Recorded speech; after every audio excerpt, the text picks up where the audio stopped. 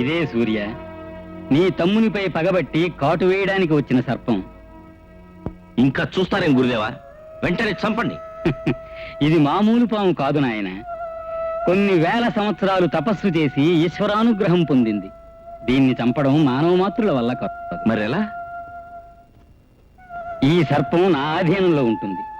వినోదవర్మను మాత్రం బయటకు రానివ్వకండి. నా ఆశ్రమంలో దీన్ని మంత్ర దిగ్బంధంలో ఉంచుతాను.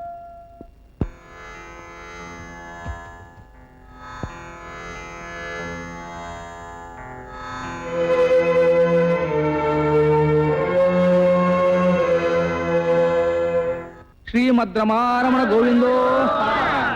భక్తులారా, అభిమన్యపుత్రుడు జనమేజయుని తండ్రి అయిన పరీక్షిత మహారాజు శాపవశమున మరణించిన వృత్తాంతము వైశంపాయనుడు జనమేజయునకు వివరించిన విధం పెట్టిదనిన వేటలో అలసి వస్తున్న పరీక్షిత మహారాజు మార్గమధ్యంలో ఉన్న ఆశ్రమమునకు వెళ్లి మునిని చూసి, మునివర్య మంచినీరు అని అడిగాను.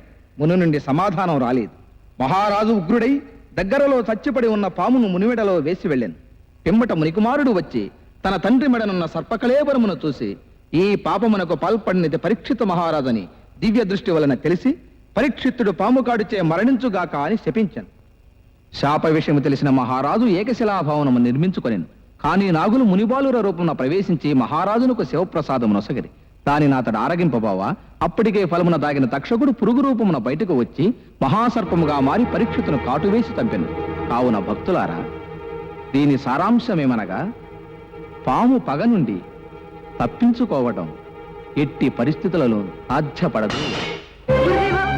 నా మరిదిని కాపాడండి, నాగిని పగ నుండి తప్పించండి. దానికి ఒక్కటే మార్గం తల్లి, చనిపోయిన ఆమె ప్రియుడిని బ్రతికించటం. బ్రతికించండి, జీవం ప్రసాదించండి గురుదేవా. జీవం పోయటం ఒక్క బ్రహ్మకే సాధ్యం తల్లి. మీరు బ్రహ్మస్వరూపులు, మీకు సాధ్యం కానిది ఏదీ లేదు. నా ప్రార్థన మన్నించండి, నా మరిదిని కాపాడండి గురుదేవా.